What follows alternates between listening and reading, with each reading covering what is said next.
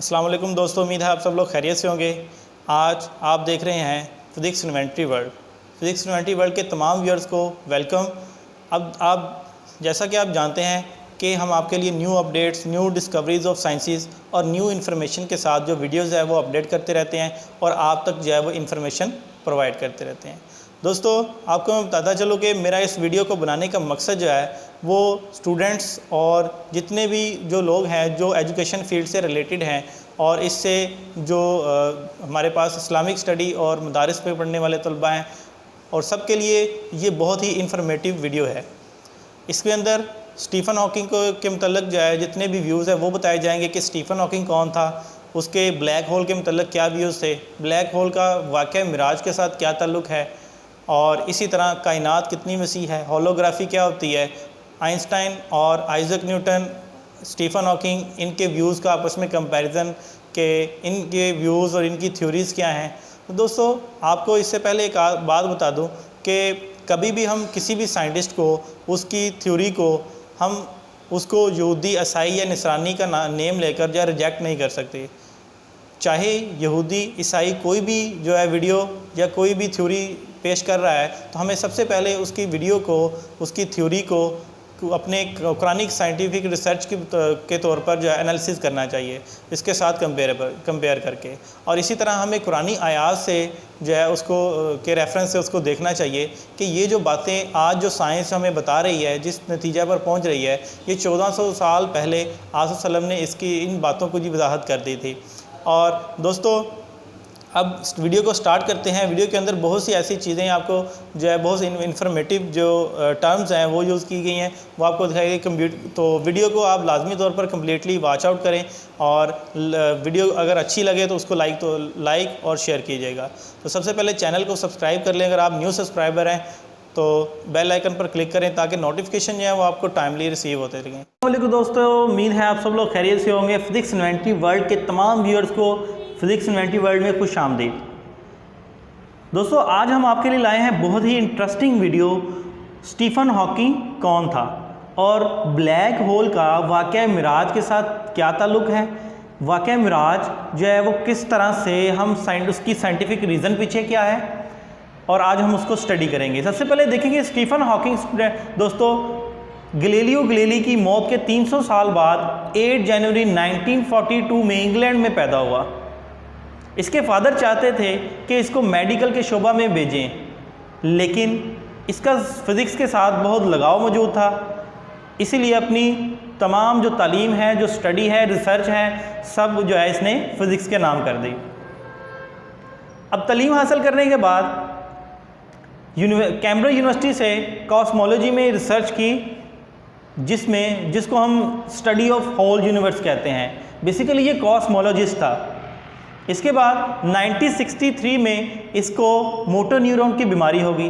दोस्तों, मैं आपको बताता चलूँ, मोटर न्यूरॉन की बीमारी जिसको हम एमियोट्रोफिक लेटरल स्क्लेरोसिस भी कहते हैं, डॉक्टर्स का कहना था कि ये 2 साल से ज़्यादा ज़िंदा नहीं रह सकता।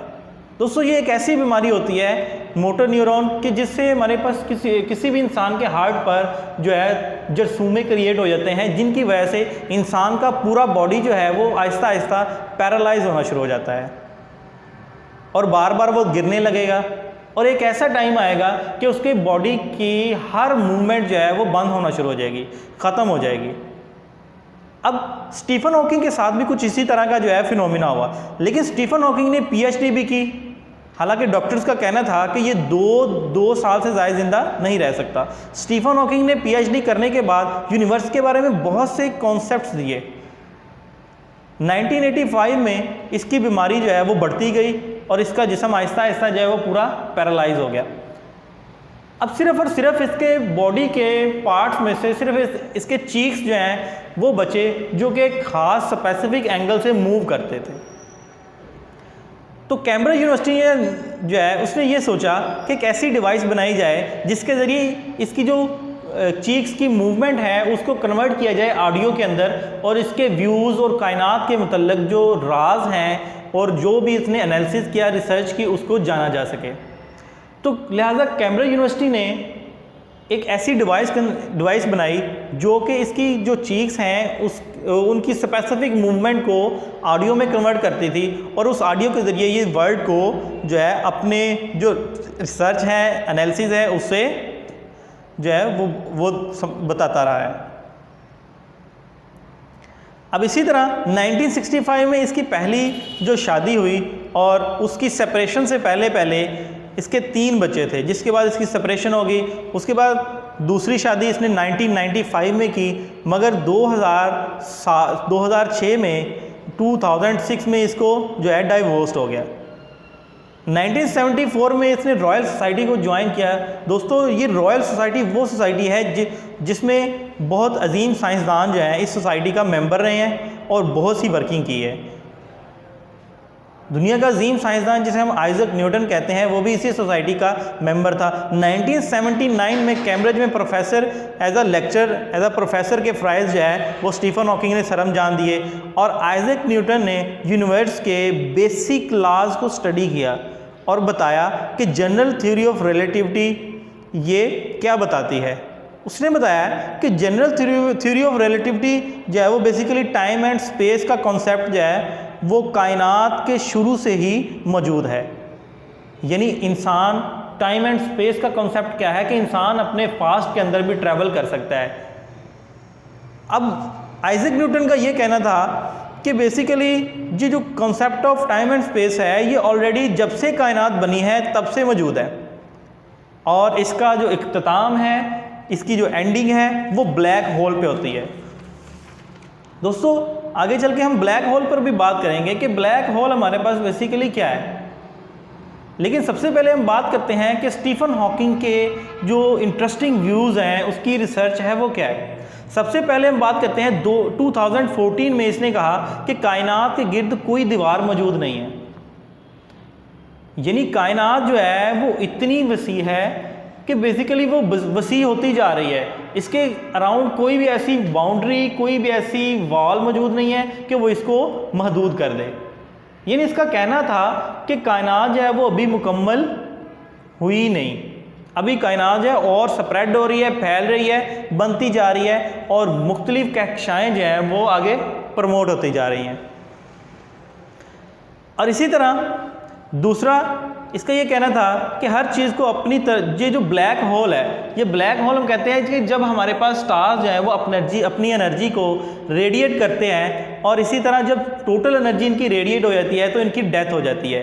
तो डेड लाइफ ऑफ स्टार से यहाँ पर एक होल जो है वो स्पेस के अंदर क्रिएट हो गया है, और इस होल की जो फोर्स ऑफ ग्रेविटेशन है, कश्य शकल है, वो इतनी ज़्यादा है कि कोई भी चीज़ अगर इसके अंदर ट्रैवल करती है तो वो वापस नहीं आ सकती। फिर स्टीफन हॉकिंग का ये भी कहना था कि बेसिकली कोई ऐसी सुपर पावर ही हो सकती है जो इसके अंदर ट्रैवल करके जाए भी और वापस भी आ सके। फिर इसका कहना था कि हुजूर अकरम सल्लल्लाहु अलैहि वसल्लम का जो वाक़या मिराज है वो बेसिकली क्या है, इसी रास्ते के ज़रिए जो है हुजूर सल्लल्लाहु अलैहि वसल्लम यहाँ से ट्रैवल करके गए हैं और वहाँ से वापस भी आए।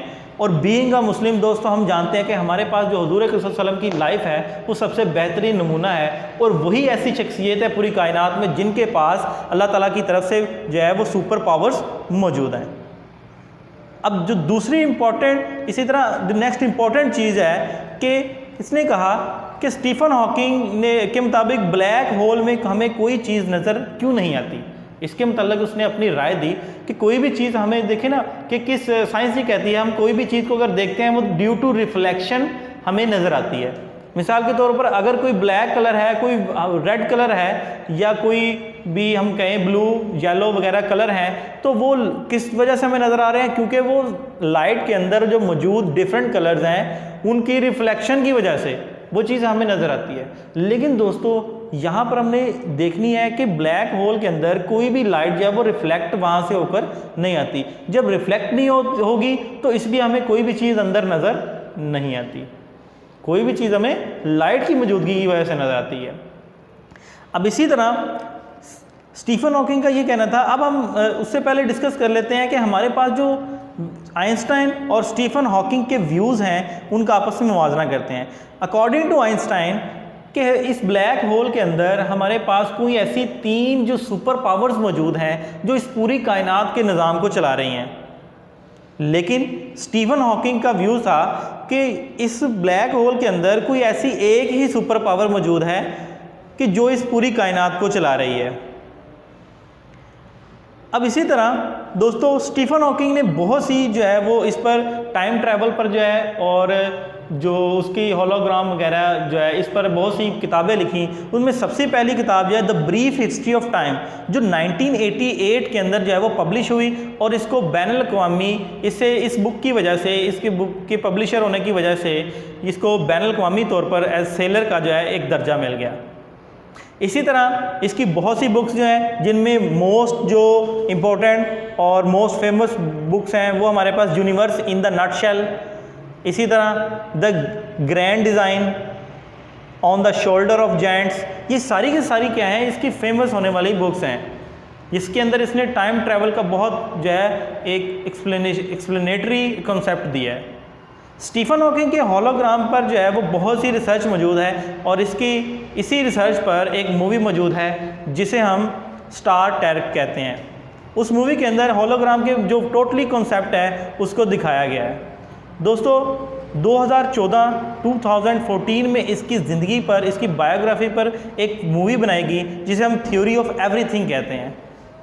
इसी के अंदर इसका एक बहुत ही फेमस जो है सेंटेंस मौजूद है। उसने कहा कि मैं अगरचे बहुत डिसेबल्ड हो गया हूँ, पैरालाइज हो गया हूँ, लेकिन साइंस में इसने अपने काम को जो है वो कामयाब किया।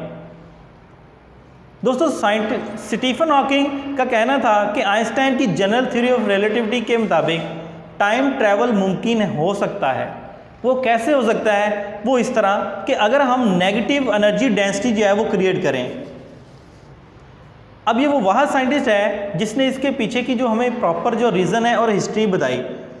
उसका कहना था कि इसी जो नेगेटिव एनर्जी डेंसिटी अगर किसी मैटर की हमारे पास मौजूद हो, अवेलेबल हो, तो देन हम टाइम ट्रैवल को पॉसिबल बना सकते हैं। हम पास्ट में भी ट्रैवल कर सकते हैं, हम फ्यूचर में भी ट्रैवल कर सकते हैं। इसी तरह स्टीफन हॉकिंग का कहना था कि इंसान का दिमाग जो है वो एक कंप्यूटर है। और दोस्तों जैसा कि जानते हैं जब कंप्यूटर के जो डिफरेंट कंपोनेंट्स हैं जब वो फेल हो जाते हैं तो कंप्यूटर जो है उसकी वर्किंग ख़त्म हो जाती है। इसी तरह स्टीफन हॉकिंग ने कंप्यूटर को तशबीह देता है इंसान के साथ कि इंसान का जो दिमाग है हम कहते हैं वो एक ब्रेन जो है वो एक कंप्यूटर सिस्टम है। और जब इसका कहना, स्टीफन हॉकिंग का कहना था कि जैसे कंप्यूटर की कंपोनेंट्स फेल होने के बाद एक लाइफ जो है वो मौजूद नहीं रहती, इसी तरह इंसान भी जब ख़त्म हो जाएगा उसकी कोई आफ्टर लाइफ जो है वो मौजूद नहीं है। लेकिन दोस्तों हमें यहाँ पर एक बात याद रखनी चाहिए, हमें ये देखना चाहिए कि कोई भी यहूदी, ईसाई या नसरानी किसी को कहकर हम उनकी थ्योरीज़ को गलत नहीं कह सकते, बल्कि हमें उनकी थ्योरीज़ को क्या करना चाहिए, उसका एनालिसिस करना चाहिए और कुरान पाक के मुताबिक उसको परख कर, उसका एनालिसिस करके उसका फ़ैसला करना चाहिए कि वो थ्योरीज़ सही है या गलत हैं। तो ये जो जितनी भी हिस्ट्री हमने आप जो है आज इस वीडियो के अंदर शेयर की, इसमें मोस्ट इम्पॉर्टेंट चीज़ ये है कि साइंसदानों को अब बहुत से व्यूज़, एंगल जो हैं वो सोचने के मिल गए हैं जिन पर मुख्तलिफ जो रिसर्च है दोस्तों वो जारी है।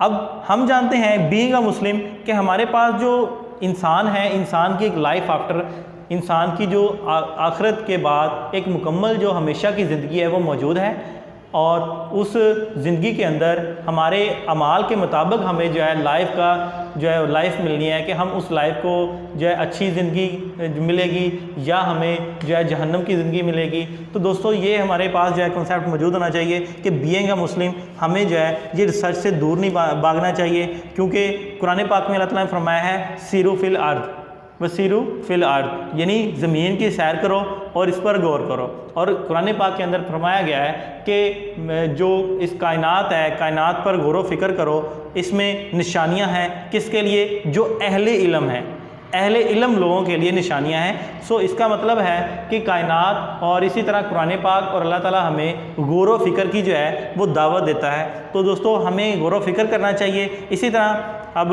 यहाँ पर हमारी जो वीडियो जो है वो कंप्लीट होगी, तो नेक्स्ट वीडियो के अंदर इंशाल्लाह न्यू अपडेट्स जो है वो हम आपको देते रहेंगे। लेकिन हमारी हौसला अफजाई के लिए और इस वीडियो को प्रमोट करने के लिए इस वीडियो को ज़्यादा से ज़्यादा शेयर करें और चैनल को लाजमी तौर पर सब्सक्राइब करें और ताकि हमारे जो न्यू नोटिफिकेशन है वो आपको रिसीव हो सकें। Thank you so much. अल्लाह हाफ़िज़।